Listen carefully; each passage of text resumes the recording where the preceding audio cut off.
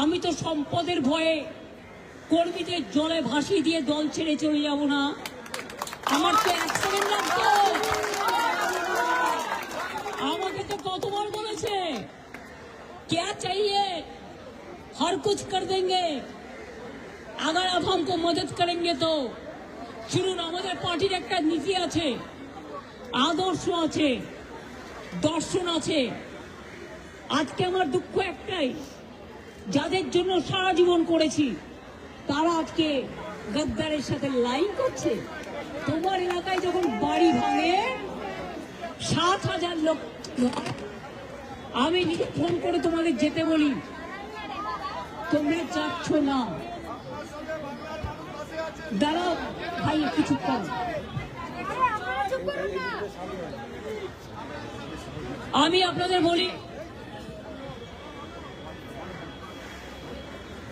আমি বলেছিলাম যখন মসজিদের মাইক কেড়ে নেওয়া হচ্ছিল যে তোমরা একটা কেস করো, করেনি সে।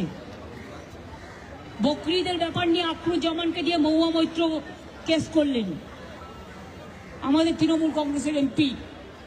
আর যারা আজকে গদ্দারি করছে তৃণমূলটাকে ভাঙবার জন্য, আমি বলি ঈশ্বর আল্লাহ তেরে নাম সবকো সুমতি দে ভগবান।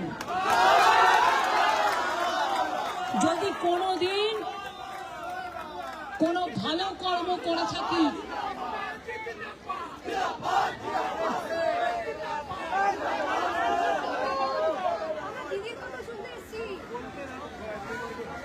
যদি কোনোদিন কোনো ভালো কাজ করে থাকি, কর্মই ধর্ম মাথায় রাখবেন, সেটা মেনে চলবো। ছোটবেলা থেকে বাবা মার কাছ থেকে এই শিক্ষাই আমরা পেয়েছি। আরে ভাই, কোথায় ঢোকাচ্ছ? জায়গা নেই ঢোকাবার, ওখানে বসুন। হ্যাঁ, পারবে কিনা বসতে সেটাও তো দেখো। অনেকের কোমরে চোট থাকে, প্রবলেম থাকে, বসতে পারে না। যাই হোক, বসবার জায়গা দেয়নি। যে তিরপলগুলো পাতা হয়েছিল সেগুলো পুলিশ সরিয়ে দিয়েছে, আমি দেখলাম, শতরঞ্জিগুলো। তারপরে কল্যাণ তো নিজে গিয়ে একটা প্লাস্টিকের তিরপল পাতলো। সবাই দাঁড়িয়ে আছেন দূরে দূরে, মাইকের কথাও শুনতে পাচ্ছেন না। বাইরে বাইরে আমাদের রাষ্ট্রবিরোধী, রাষ্ট্র সন্ত্রাসের ব্যানার পেছনে পুলিশ লাগাতে দেয়নি। দেখুন, আমরা সামনে লাগিয়ে দিয়েছি। লাগাম ছাড়া সন্ত্রাস ও যথেচ্ছ বুলডোজার দিয়ে ধ্বংসের প্রতিবাদে সাধারণ মানুষের জীবন ও জীবিকা বাঁচানোর দাবিতে ধর্ণা। কত হকারের চাকরি গেছে, অনেক হকার। মনে রাখবেন, সংসার চালাতো রাস্তায় বসে দুটো জামা কাপড় বিক্রি করে। হ্যাঁ, রাস্তা পুরো দখল হোক, এটা আমরাও চাইনি। সেই জন্য আমরা গাড়িও করে দিয়েছিলাম, আইডেন্টিটি কার্ডও করে দিয়েছিলাম, একটা সাইডে বসার কথা বলেছিলাম। কালীঘাটের স্কাই ওয়াক হয়েছিল, শুনে রাখুন। অনেক হকার ছিল সামনে। আমি 3টে মিটিং করলাম, করে বললাম আমি তোমাদের হকার মার্কেট টেম্পোরারি বানিয়ে দিচ্ছি, আর যখন স্কাই ওয়াক মন্দিরের হয়ে যাবে তোমাদের জায়গা দেবো, তোমরা সেখানে এসেই বসবে। দেখে আসুন হকার মার্কেট, এসি তো মার্কেট তৈরি হয়েছে কিনা ওখানে কালীঘাট মন্দিরের পাশে, এবং স্কাই ওয়াকে পাশে ওদের দোকান হয়েছে কিনা। যখন দক্ষিণেশ্বর মদনের কনস্টিটুয়েন্সি,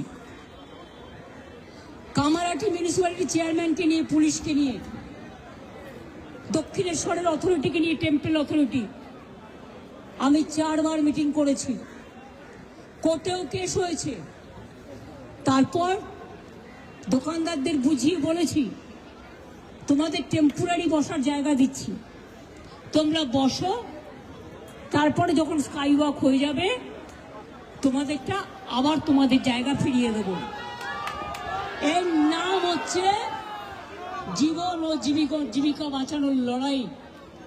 আজকে লক্ষ লক্ষ মানুষের, আমি দেখছিলাম সোশ্যাল মিডিয়াতে, টিভি আমি দেখি না, অনেকদিন ধরে দেখি না, কারণ টিভি দেখলে মাথা খারাপ হয়ে যায়।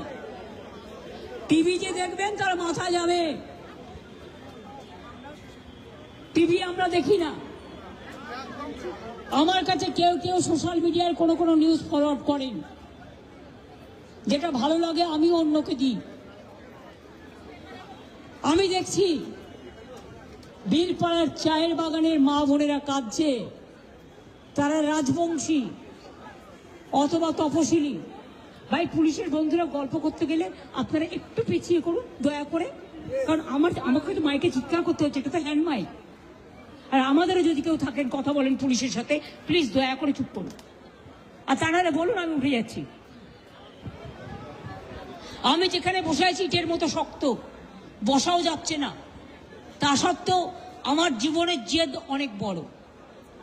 যে মানুষটা 26 দিন অনশন করতে পারে, যে মানুষটা 21 দিন ধর্মতলায় ধর্ণা দিতে পারে, যে মানুষটা সিঙ্গুরে 14 দিন ধর্ণা দিতে পারে, যে মানুষটা ভিখারি পাসওয়ানের ওখানে ধর্ণা দিতে পারে, সেই মানুষটাকে ভয় দেখিয়ে আপনারা কোথাও আটকাতে পারবেন না।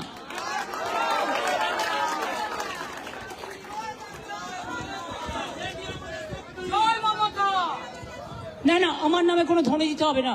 মানুষ বাঁচুক, কর্মীরা বাঁচুক। শুনুন, যখন কল্যাণী এক্সপ্রেস হাইওয়ে তৈরি হলো, আজকে দেখছেন মাত্র 45 মিনিটের মধ্যে আপনারা তৃতীয় ব্রিজ হয়ে চলে যাচ্ছেন রানাঘাট, নদিয়া, ব্যারাকপুর, বড়মার ওখানে। এইটা যখন করতে গেলাম আমার কাছেও বাধা এসছিল। 43টা বাড়ি ছিল, তাদের কোনো অন্যায় ছিল না। সেই বাড়িটা তারা নিজেরা জীবন দিয়ে তৈরি করেছেন, সারা জীবন আছেন। আমি তখন বললাম ঠিক আছে, ও দাঁড়িয়ে আছে, আপনার কি কোনো অসুবিধা হচ্ছে? গায়ের উপর কেউ ওঠেনি, আপনি তো ওখানে বসে আছেন। সবসময় বাড়াবাড়ি করবেন না।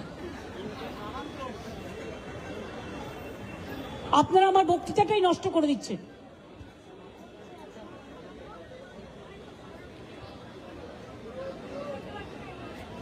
আমাকেও কর্মীদের পাহারা দেওয়ার জন্য রাতের পর রাত জেগে থাকতে হয়েছে। ইলেকশনের 2 দিন আগে থেকে অভিষেকও জেগেছে, কল্যাণরাও জেগেছে, আমাদের সব সহকর্মীরা জেগেছে। রাতের বেলায় কিভাবে মারা হয়েছে, একজনকে জিজ্ঞেস করেছেন আমাদের কোনো একজন এমএলএ যে আপনি কেন এসব করছেন?